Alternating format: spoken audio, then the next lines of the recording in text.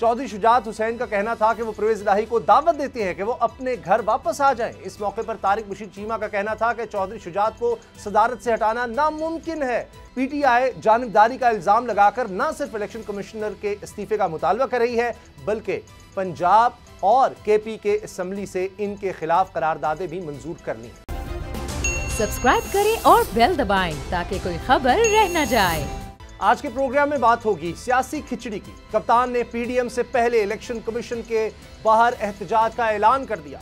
शुजात की press conference में क्या अहम इंकशाफ हुआ और अगले इंतखाबात की तैयारियों का हुक्म वाला मामला क्या है, इन सब का जायजा लेंगे। लेकिन सबसे पहले जिक्र हो जाए चौधरी शुजात हुसैन की प्रेस कॉन्फ्रेंस का, जिसके बारे में कहा जा रहा था कि ये उनकी खत की तरह सियासत में फिर हलचल मचा सकती है।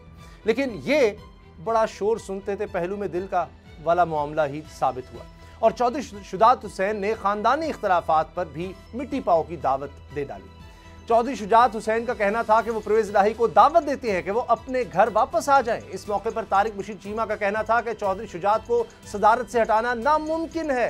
देखते हैं परवेज इलाही वापसी की इस दावत का क्या जवाब देते हैं, क्योंकि काफ लीग न सिर्फ चौधरी शुजात को सदारत से हटा चुकी बल्कि इनकी तरफ से नए पार्टी इलेक्शन का भी इंदिया दे दिया गया। दूसरी तरफ इलेक्शन कमीशन के बाहर धरने का इंदिया पीडीएम भी दे चुकी है, जिसे हुकूमत संभालने के बाद से मुश्किलात का सामना है। रोज बरोज गिरती मईशत, महंगाई की यलगार और डॉलर का रोज नया रिकॉर्ड इस तजर्बाकार हुकूमत की तजर्बाकारी का पोल खोद रहा है, जिससे अवाम की तवज्जो हटाने के लिए पीडीएम जमातों और हुकूमत ने एक मुनज़्ज़म मुहिम शुरू कर दी है, और वो है इलेक्शन कमीशन पर पीटीआई की ममनुआ फंडिंग केस का फैसला जल्द सुनाने की तकरार। लेकिन यह हथियार भी कारगर साबित होता दिखाई नहीं दे रहा।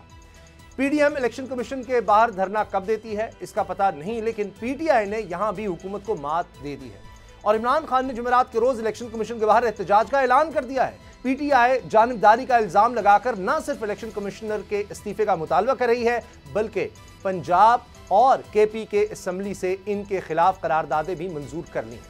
दूसरा, इमरान खान ने पार्टी कारकुनों को अगले आम इंतखाबात की तैयारी का भी हुक्म दे दिया है। पीटीआई रहनुमाओं का कहना है कि अगले 6 से 8 हफ्ते में इंतखाबात का ऐलान हो सकता है। पीटीआई रहनुमाओं को इसका इतना यकीन कैसे है, ये गारंटी किसने दी है, और सवाल ये भी अहम है कि पीटीआई फौरी इंतखाबात के मुतालबे से पीछे क्यों हट गई है। सब्सक्राइब करें और बेल दबाएं ताकि कोई खबर रह न जाए।